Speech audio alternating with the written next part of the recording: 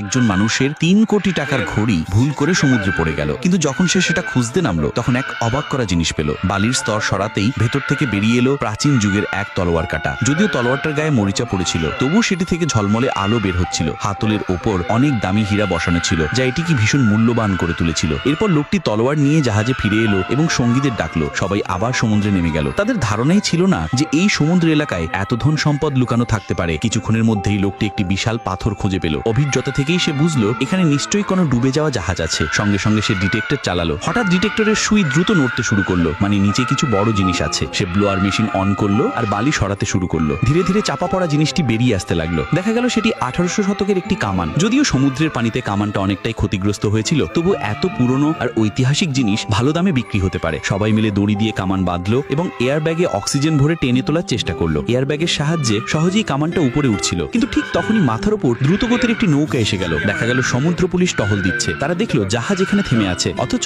এই এলাকায় অনুসন্ধান করা সম্পূর্ণ নিষিদ্ধ। তাই কেউ সাহস করে কামান উপরে তুলল না। সবাই পুলিশকে কথায় ব্যস্ত রাখার চেষ্টা করতে লাগলো, কিন্তু পানির নিচে বেশিক্ষণ থাকা সম্ভব হচ্ছিল না। এদিকে পল ঠিক করলো সে কিছু অক্সিজেন ছেড়ে দেবে যাতে কামানটা উপরে না ওঠে, কিন্তু তার এক সঙ্গী ভুল করে পুরো অক্সিজেন ছেড়ে দিল। ফলে কামান দ্রুত নিচে পড়ে গেল আর সেই সঙ্গীও সঙ্গে টেনে নিল। এমনকি তার হাত কামানের নিচে আটকে গেল। সবাই মিলে সাহায্য করার চেষ্টা করলো, কিন্তু কামান এত ভারী যে একটুও নড়ছিল না। উপরে অক্সিজেনও শেষ হওয়ার পথে। এভাবে চলতে থাকলে সবার জীবন বিপন্ন হতো। ঠিক সেই সময় পল সে সিদ্ধান্ত নিল বাকি থাকা সামান্য অক্সিজেন এয়ার ব্যাগে ভরে দিয়ে প্রাণপণ চেষ্টা করলো কামান তুলতে। এয়ার ব্যাগের জোরে সবাই মিলে সঙ্গীকে বাঁচাতে সক্ষম হলো। তারা যখন জাহাজে ফিরে এলো তখনও সমুদ্র পুলিশ সেখানে ছিল, কিন্তু সৌভাগ্যক্রমে তাদের সঙ্গী সোফিয়া চিনতে পারলো পুলিশের একজন তার পুরনো